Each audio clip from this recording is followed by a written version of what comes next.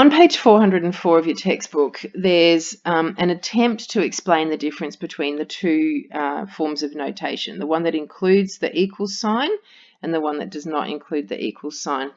And it makes the distinction between this idea of increasing and strictly increasing. I think this method is wrong, the increasing method, because we end up with the situation where this maximum point is considered to be both increasing and decreasing and simultaneously neither increasing or decreasing, which gets very confusing and in fact is a contradiction. So we're not going to do that. What we're going to do is we'll be using the notation associated with the strictly increasing, which is this one here, and we will never use less than or greater than or equal to or less than or equal to. We will only ever use the less than or greater than signs. And in fact, most university calculus textbooks use that notation. They do not use the equals notation. Let's have a look at some sign diagrams. So looking at our first function, which is x squared, you can see that the function is decreasing for values of x less than 0, it's increasing for values of x greater than 0, and neither increasing nor decreasing when x equals 0. If we look at the derivative, we can just find the derivative by rule, and the derivative is 2x. It has a y-intercept of 0 because it's in slope-intercept form, 2x plus 0, so our y-intercept is 0. And it's a positive slope. And we can tell from the sign diagram that the function is below the derivative, I beg your pardon, is below the x-axis to the left of 0 and above the x-axis to the right of 0. And this should have f dash of x written against it. When the derivative is negative, the function is decreasing, and that's what we see in the yellow section on the original graph. When the derivative is positive, the function is increasing, and the textbook chickens out and won't tell you either way, but when the derivative is crossing the x-axis, as in when the derivative is equal to 0, that's when the function is neither increasing nor decreasing. So this is what 2x would look like.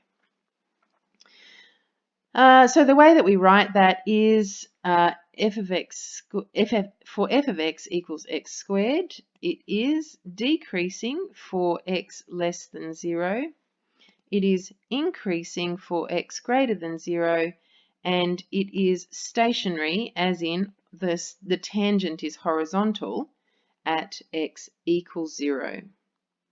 All right, let's have a look at the next one. F of x equals negative x squared. The derivative is going to be f dash of x equals negative 2x. So this time our function is going to look like this, negative 2x.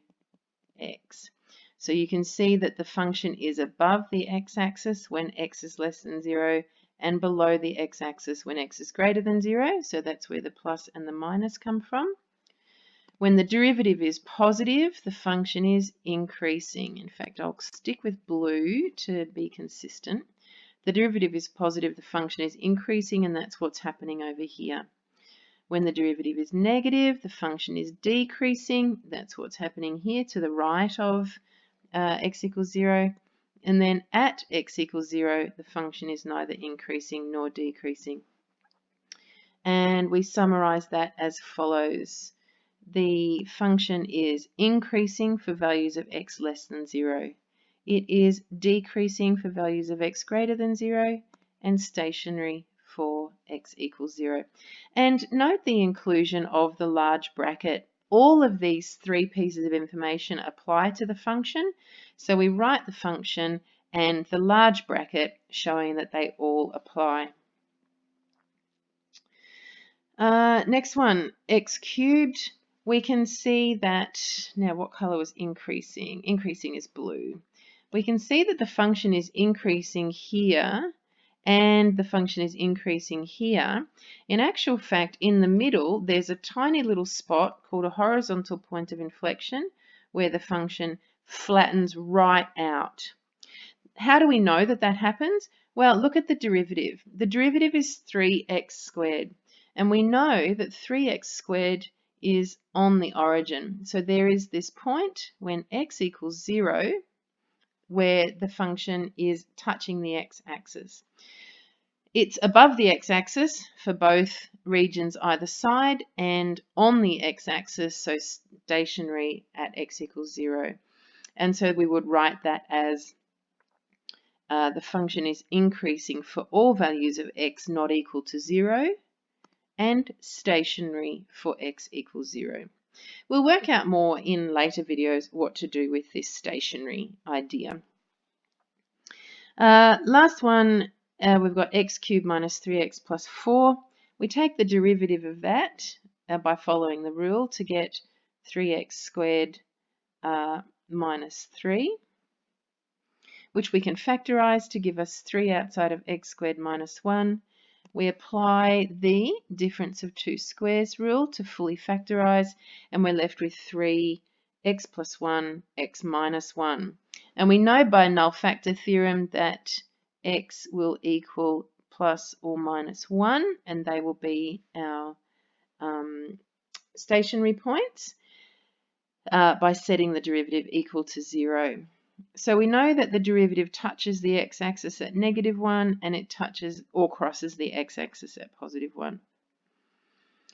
We can also see from the derivative that the derivative is a positive quadratic, which means it's going to be the smiley face, which means it will be positive on the extrema and negative in the middle, which is where we get positive, negative, and positive from. F dash of x is positive, so that means the function is increasing, and here it is here, up to -1. Between -1 and +1, it is decreasing, and then when x is greater than +1, it is increasing again. When we have a switch from increasing to decreasing, we must have a transition through a stationary point. So we would write that the function is increasing for x less than -1 and x greater than -1. It's decreasing for values of x between but not including negative and +1, and then stationary for x equals positive or -1. In the next video, we'll have a look at how to do this algebraically.